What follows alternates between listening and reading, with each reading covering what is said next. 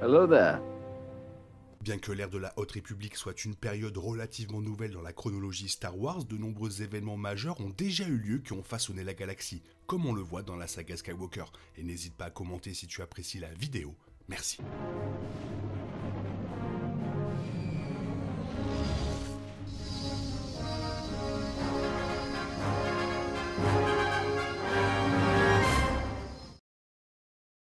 De la construction de Starlight Beacon, de la bataille de Jedha à l'ascension de Mark Yonro, la Haute République est une époque incroyablement dynamique. Dans cette idée, il semble certainement utile de connaître les plus grands moments de cette période.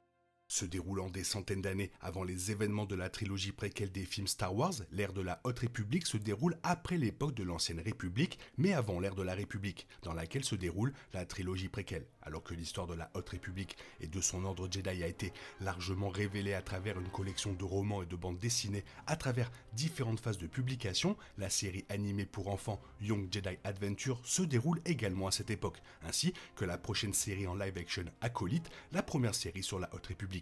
Voici tous les événements majeurs de l'ère de la Haute République. L'ère de la Haute République a commencé en 500 BBY et a duré 400 ans jusqu'à sa fin officielle en 100 BBY. Bien que les détails soient encore minces, il existe des preuves qu'une sorte de réforme majeure s'est produite à la fois pour la République et pour l'ordre Jedi, conduisant à l'aube de cette nouvelle ère. Il a également été émis l'hypothèse que la défaite présumée des Sith pendant l'Ancienne République a joué un rôle ainsi que le progrès des nouvelles technologies, permettant à la République de finalement s'étendre dans la bordure extérieure au cours de cette nouvelle ère de paix relative, l'âge d'or de la République.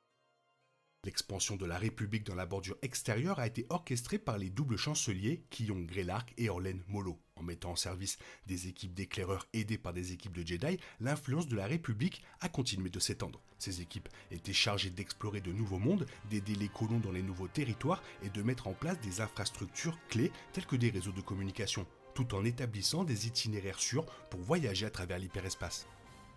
De 387 à 382 BBY, une guerre éclata entre deux planètes voisines, Emram et Erono. Connu sous le nom de guerre éternelle, le conflit a ensuite été exploité par le culte connu sous le nom de voie de la main ouverte. Estimant que personne ne devrait utiliser la force, la voie a incité à davantage de violence et de souffrance afin de discréditer les Jedi.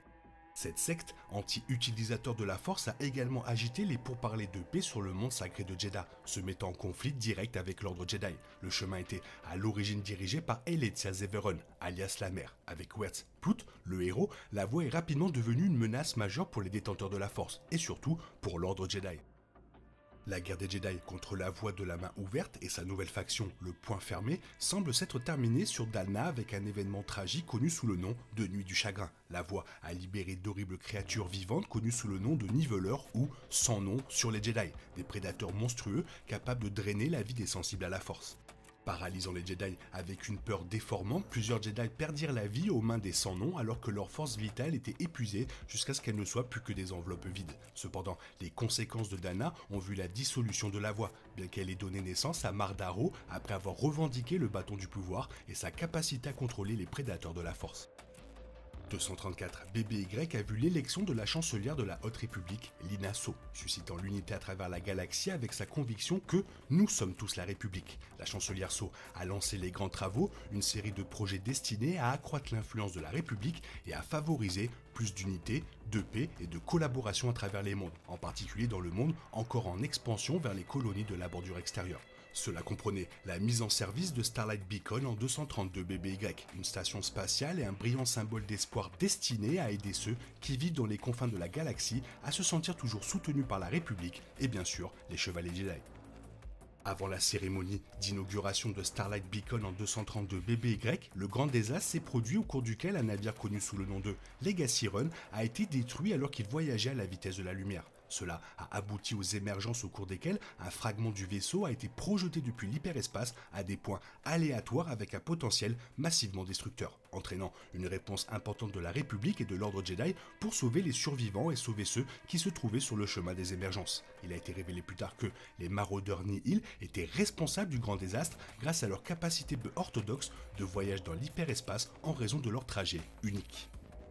Menés par Mark Yonro et ses maîtres tempêtes, les Nihil ont continué à mener des raids à travers la bordure extérieure. Pendant ce temps, les créatures végétales sensibles et carnivores connues sous le nom de Drengir ont été relâchées par inadvertance par les Jedi et ont ensuite été semées sur toute la frontière extérieure, une crise qui a motivé une rare alliance Jedi avec le clan Hutt pour apaiser la menace.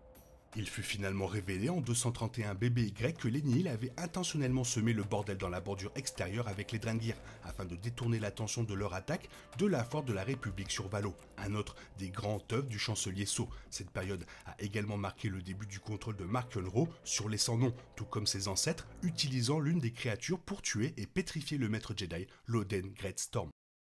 Ayant pris le contrôle total des Nihil en tant qu'œil, Mark Yonro ordonna une attaque massive sur Starlight Beacon en 230 BBY, capitalisant sur leur frappe à travers la bordure extérieure comme on l'a vu avec le Grand Désastre en 232 BBY et la Force de la République de Valo en 231 BBY, utilisant les Sans-Noms pour submerger complètement les Jedi. Starlight Beacon a été détruit par les maraudeurs Nihil. Séparé en deux morceaux, Starlight tomba sur la surface de la planète Eram, tuant de nombreux Jedi en cours de route et constituant une victoire majeure pour Mark Yonro.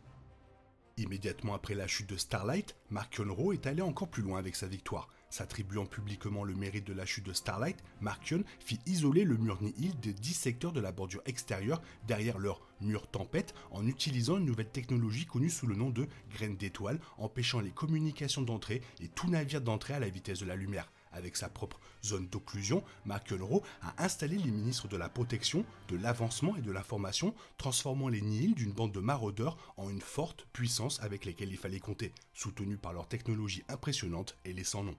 En réponse, le Conseil Jedi rappela tous les Jedi à Coruscant et instaura leur protocole des gardiens, promouvant les Jedi très tôt et abandonnant les avant-postes par peur et inquiétude face à la grande puissance Nihil. En tant que tel, cela témoigne de toutes les choses horribles accomplies par les Nihil sous la direction de Mark Yonro et de son défi audacieux à la fois vers la République et vers les Jedi.